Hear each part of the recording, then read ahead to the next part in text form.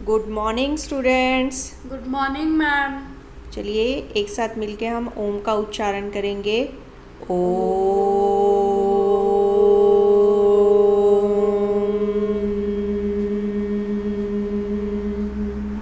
आप इस चित्र को ध्यान से देखिए। यह जो पहला चित्र है यह 20वीं शताब्दी का है जो कि बीत चुकी है, और ये दूसरा चित्र है 21वीं शताब्दी का जो कि चल रही है, और यह तीसरा चित्र 22वीं शताब्दी का है जो आगे आएगी। हम सब उसकी प्रतीक्षा कर रहे हैं। इस प्रकार समय के 3 भाग होते हैं। उसे क्या कहते हैं बताइए? बिल्कुल सही, जी हाँ, उसे हम काल कहते हैं। काल की परिभाषा है क्रिया के जिस रूप से कार्य के होने के समय का पता चले उसे काल कहते हैं। और काल के आगे 3 भेद होते हैं: भूतकाल, वर्तमान काल और भविष्य काल। अब हम सबसे पहले करेंगे भूतकाल।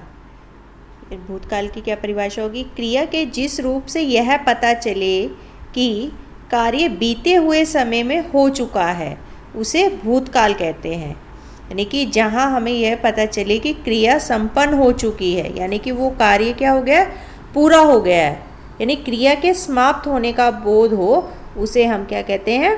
भूतकाल कहते हैं। जैसे कि इस चित्र में दिखाई दे रहा है कि रेलगाड़ी आ चुकी है, और दूसरे चित्र में हमें दिख रहा है कि वर्षा हो चुकी है, अर्थात ये कार्य यानी पहले हो चुके हैं।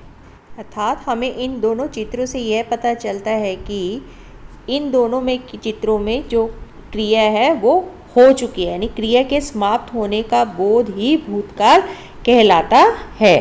अब हमारा दूसरा है वर्तमान काल। वर्तमान काल किसे कहते हैं? क्रिया के जिस रूप से यह पता चले कि कार्य वर्तमान समय में हो रहा है उसे वर्तमान काल कहते हैं। अर्थात जहाँ क्रिया वर्तमान समय में होने का बोध कराती है, अर्थात कार्य हो रहा होता है, उसे वर्तमान काल कहते हैं। जैसे कि ये चित्र देखिए, इसमें क्या है, बच्चे हंस रहे हैं, और दूसरे चित्र में माँ खाना बना रही है। यानी कि इन दोनों चित्र में क्या है, जो है क्रिया क्या है, हो रही है। कौन से काल में हो रही है? वर्तमान काल में। यानी कि इन दोनों चित्रों में क्रिया हो रही है, इससे हमें वर्तमान काल का बोध पता चलता है। अब हमारा तीसरा है भविष्य काल।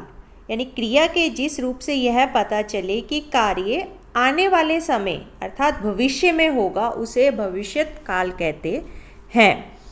यानी कि ये चित्र को आप ध्यान से देखिए।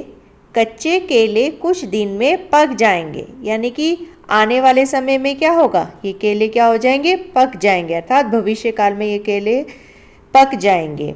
और दूसरा चित्र में हमें दिखाई दे रहा है कि छोटे बच्चे भविष्य में बड़े हो जाएंगे, यानी कि आने वाले समय में ये बच्चे क्या होंगे, बड़े हो जाएंगे।